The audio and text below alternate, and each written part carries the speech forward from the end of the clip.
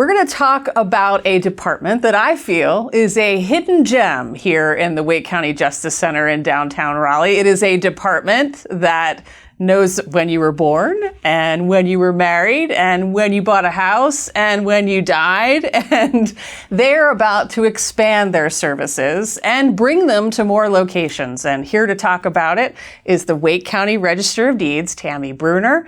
And you are project administrator, right? Roxanne Buzille. Yes. Well, thank you both for joining us. And just for a little background, you know, you said you Register of Deeds. You got all the property deeds for when people buy things. Well, guess what they bought before, the civil, right. They bought people. And people are listed in your property records and bills of sale in these books that were just sitting there.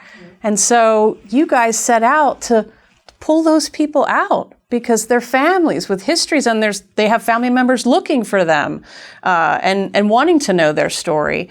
You had an amazing turnout from the community and volunteers who wanted to help you look at these books and pull things out. Do you want to talk about, again, an amazing outpouring? Always. We'll talk about it all the time. That's good. So I heard about this project because there's a parent project called People Not Property out of Greensboro.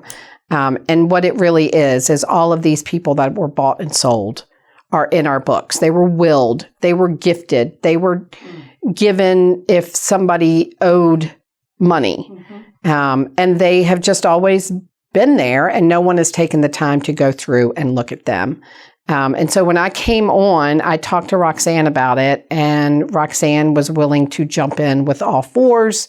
And we had a kickoff event. And from that kickoff event, we got 300 volunteers. Roxanne managed that whole project. 300 volunteers. If you've ever got volunteers, they're not all going to work. Sure. About 60 of them really spent days and days and days, hours and hours going through all of these books. They would have to take breaks at times because it's hard to read, not just because it's in cursive, but we are talking about buying and selling people, buying and selling families, buying and selling groups of large amounts of people. But in this process of going through all of those deeds, we had many top-notch volunteers, but one really would have to win the award. And she emailed Roxanne one day, and I'll just ask Roxanne to tell the story. So finding a bright spot in this very dark history that we were going through, she was thrilled to see that there was a deed where a formerly enslaved person was able to buy his wife and children out of slavery. And the email she sent was just so uplifting, and it got us very interested in this person. His name was Isaac Hunter, not to be confused with the famous Isaac Hunter's Tavern, but he bought his wife and 3 children. And because we were so interested, we got in touch with a genealogist called Belle Long, and she ran away with it, and she is making his entire history. And he's kind of like our idol now, because he came out of slavery, got his family out of slavery, went on to become a doctor in Brooklyn. So we're hoping to get something really wonderful to honor him and put in our office for the public to see, because it's just,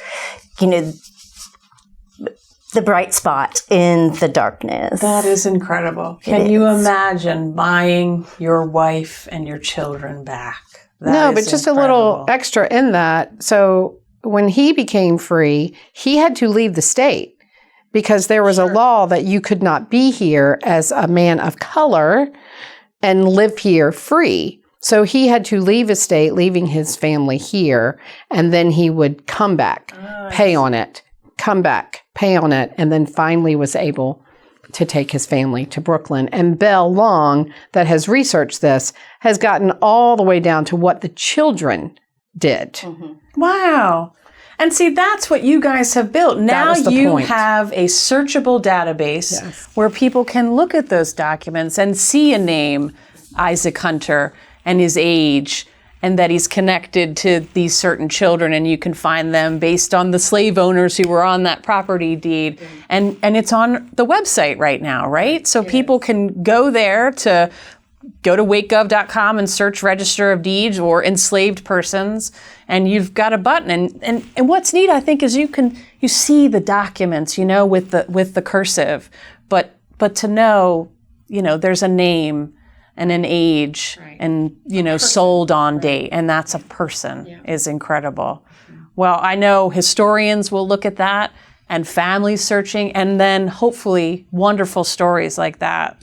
Raising awareness about this is what happened in Wake County all those many years back. But it's incredible. It's lovely to see that, Shaw University got involved, and just the community, all those volunteers. I know you said it was like 60 dedicated volunteers, but didn't they go through like 2,000 pages of documents to pull? 24 books. 24 books. Wow. Yeah. So 24 books is probably like 6,000, it depends on how many deeds were able to fit in those books. Yeah. So it was thousands and thousands of pages that then they went through and found that someone was bought and sold. And then the next step, they pulled them out and we indexed them so that you can find them. And this is terrible, but a point to make. You can look it up by who bought and sold. And what I was shocked by, and should not have been at all, the names that we know in town are the names that are in the grantor and grantee.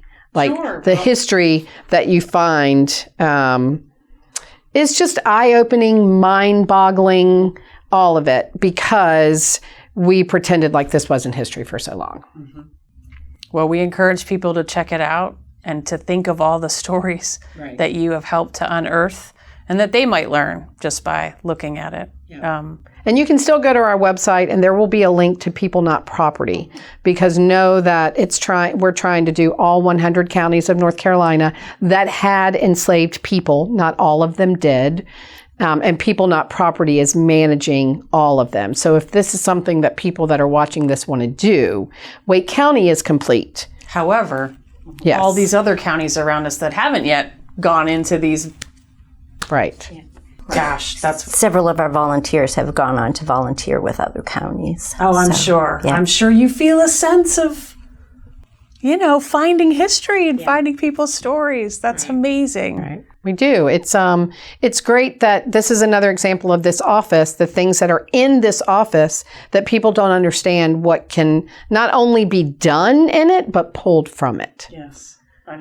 Right, Casey? I was just going to say that. I mean, just the Register of Deeds. You just got a bunch of documents sitting around. And here, there's so much more, that's going to come from it. And I'm sure this is just the beginning. I know you've talked about bringing kids here to see that, or like you said, having Isaac Hunter's story told in a bigger way. Right. And that would be wonderful. Because more people knowing that history is important. Right, and hopefully we can find more Isaac Hunters. Hopefully there's more stories and more genealogy built out. Well, thank you both. I really appreciate all that you do. I hope people realize, again, what a gem that's here. But thank you for all you do. I don't want to ask you what's next, because you're going to want to talk for hours on millions of other ideas that you have. But Roxanne and Tammy, thank you so much. And thank you, everybody. If you want to learn more about the passports, about the regional centers offering all these vital records, please go to wakegov.com, search enslaved persons, search passports, and you'll find all the information there.